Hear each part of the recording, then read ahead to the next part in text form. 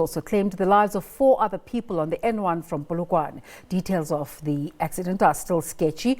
Presidential spokesperson Kusela Diko says Hlongwa will be honoured with a provincial official funeral and flags will fly at half-mast in the country until Hlongwa is laid to rest.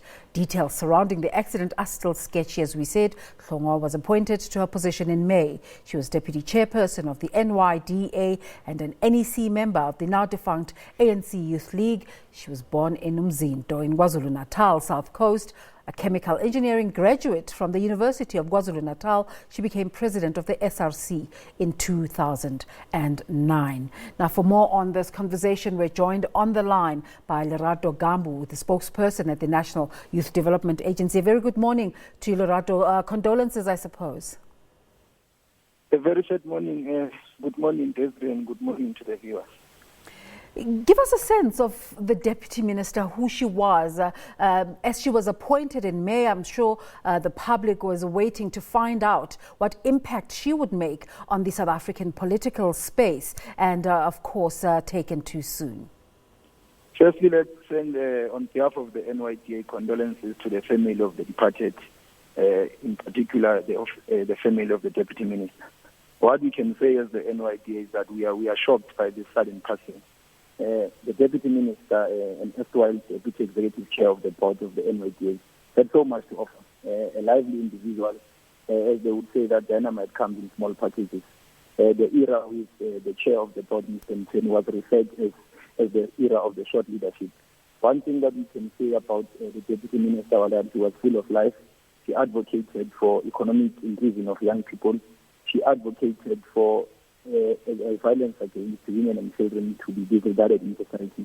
And she held education in high regard. It's mentioned already that she was a graduate herself. With our partnership with the National Student Financial Aid Scheme, she ensured that the NYDA continues to reach out to the marginalized areas, particularly rural areas of our country. And she took to heart all the issues that she was doing. She maintained the program outreach activities for child-headed households. We are deeply saddened by this passing. And we will mourn her on day to day, and we commit as the NYDA that we will take a legacy forward in ensuring that young people become part of the mainstream economy of our country. Based on the things we just said about her, she wasn't only qualified academically, but she was also a social activist, always involved in what's happening around her. What do you think, or in your conversations with her, what drove her? What drove her, likely it was her own family makeup.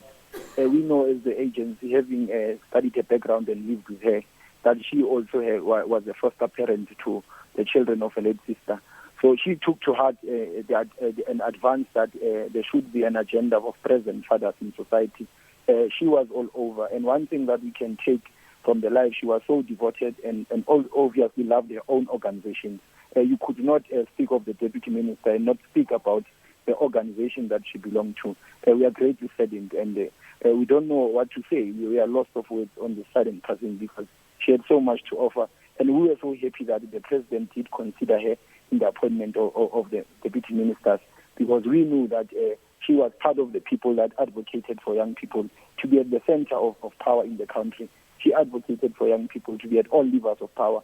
And it was one of the things that when she is in Parliament, she said that it's time for young people to take over. So there's no future for young people without young people. We see today on social media some of the most outspoken leaders of our communities, the former public protector, Thuli Madonsela, sending out their condolences. She obviously had quite a reach in terms of the impact she made. We have received condolences as far as India and many parts of the world because, like we are saying, that Ms. Hlongwa was quite an internationalist. You know that our interaction recently with the Pan-African Union, she was at the center of our discussions. She was part also of the World Federation of Students and Youth. So she was an all-rounder. So she would not be at an event and not express an opinion.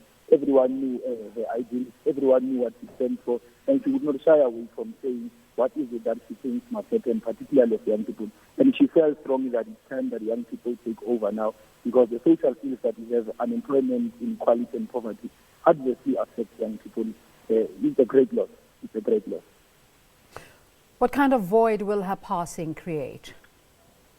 We don't know where to start in filling her void, but we think that her life, well lived, would encourage particularly young women within structures in government, within political organizations, to claim their space.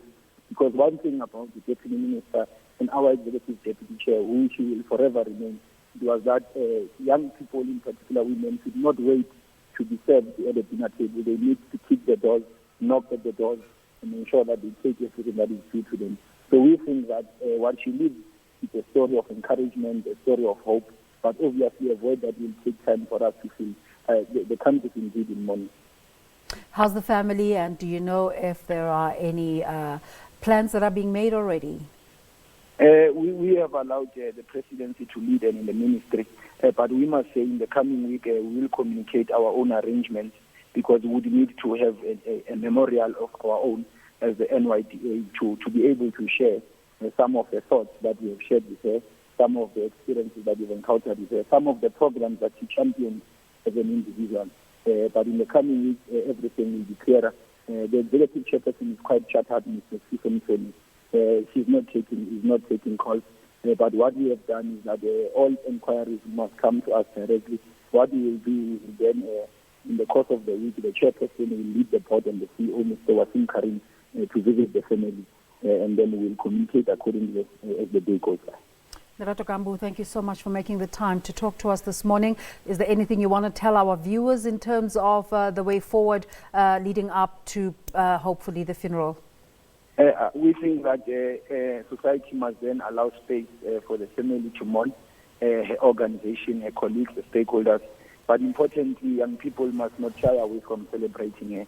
Young people need to take advantage of opportunities. What was Sansa saying?